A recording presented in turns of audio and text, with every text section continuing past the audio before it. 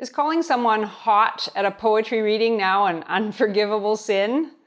That's my subject on today's Flamingo File.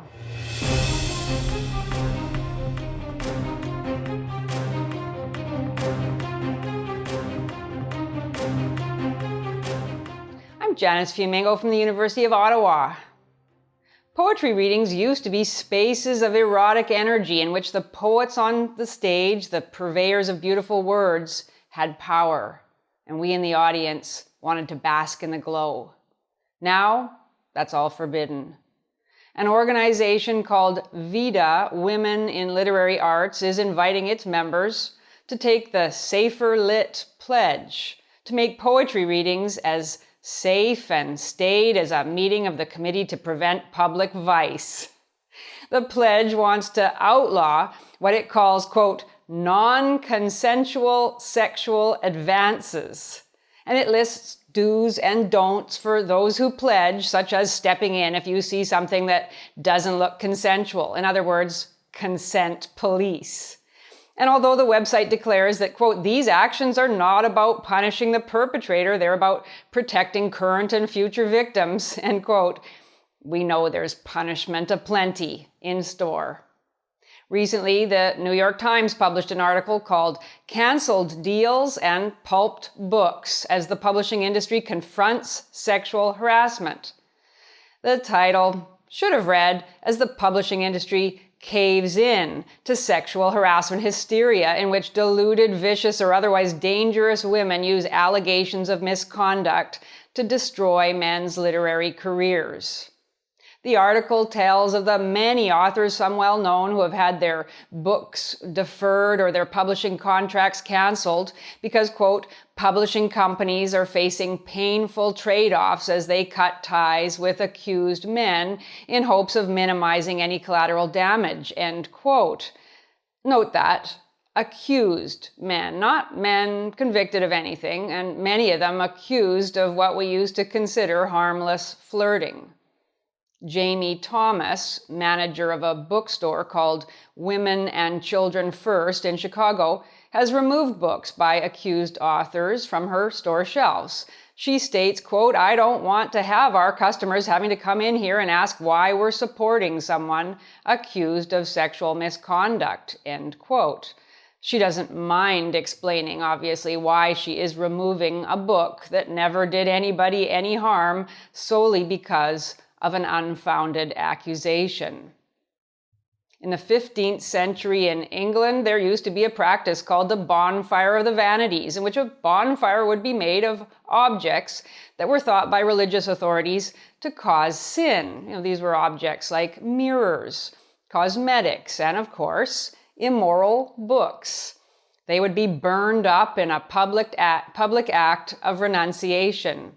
Now we're, metaphorically of course, burning books, not because the books cause sin, in fact the subject of the books doesn't matter at all, but because they are the products of purportedly sinful men. 300-odd years after the Bonfire of the Vanities, the British poet Lord Byron, the bad boy of the early 19th century, caused outrage with his sexually irreverent poetry and rumors that he had had multiple love affairs, including with men, and it was said an incestuous relationship with his half-sister Augusta. His most famous poem, Don Juan, based on the legend of Don Juan, but with the main character an innocent seduced by women, was considered so shocking and immoral that various publishers refused to be associated with it. If the censors of early 19th century England had carried the day, we might have lost one of the greatest and most memorable long poems in the entire history of the English language. Today's censors claim to care about safety rather than morals, but they're every bit as punitive as those who hounded Byron out of England. Recently, the American poet Joseph Massey woke up one morning and found himself famous, to quote Byron, but of course not famous in a good way. A scurrilous website titled "The Poet Joseph Massey is an Abuser" was posted by anonymous accusers, and links to it were sent to Massey's publishers and his employer, the University of Pennsylvania. The website authors claimed that he was an abuser, that he used his depression and anxiety as excuses to prey on women, that he gaslighted his victims, and that he threatened to harm their reputations. What is actually posted on the website, though, is long on portentous declaration and very short on substance. Here's the main part of it. Quote, "The first time I met him, he was the star poet at a reading. He was extremely drunk and told me several times in front of a large crowd of published writers and my partner that he thought I was hot. I ignored it because every time he said it, he would then loudly cite depression and anxiety as reasons for acting out. It seemed that this was his public persona. Everyone's attitude was, it's just Joseph being Joseph. I became friends with him. Years later, though I should have known better, someone had even warned me about him and his grooming behavior. He ended up having an outburst at me in a manner that was extremely inappropriate and that mirrored many of the stories I have since heard. I have reason to believe it was because he felt entitled to be romantic and or sexual with me, even though I never remotely showed interest," end quote.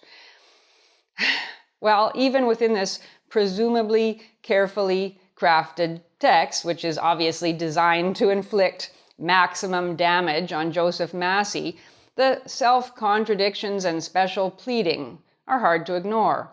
If Joseph Massey's behavior at the poetry reading was really so off-putting, if it was so disturbing to be called hot, why would the author go on to become friends with him later? And how can we square the statement that most of those around Massey found his behavior entirely excusable, it's just Joseph being Joseph, if in fact someone was also warning about his grooming behavior? I mean, which was it? And what exactly was so inappropriate about his so-called outburst?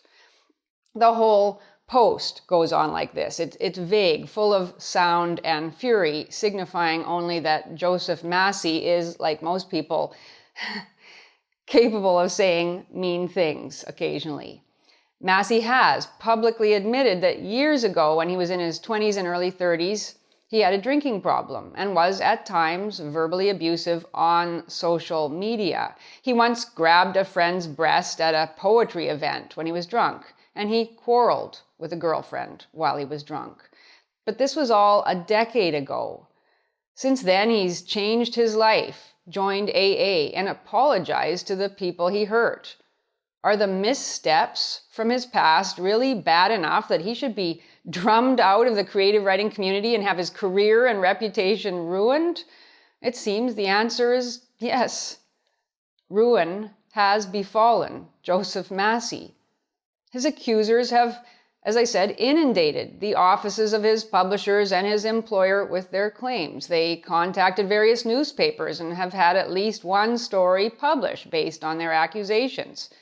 The head of the writing program at the University of Pennsylvania, where Massey worked in the past and where he was supposed to work this summer, he wrote him a letter canceling the contract, saying he had received what he called, quote, credible statements about your inappropriate behavior, end quote.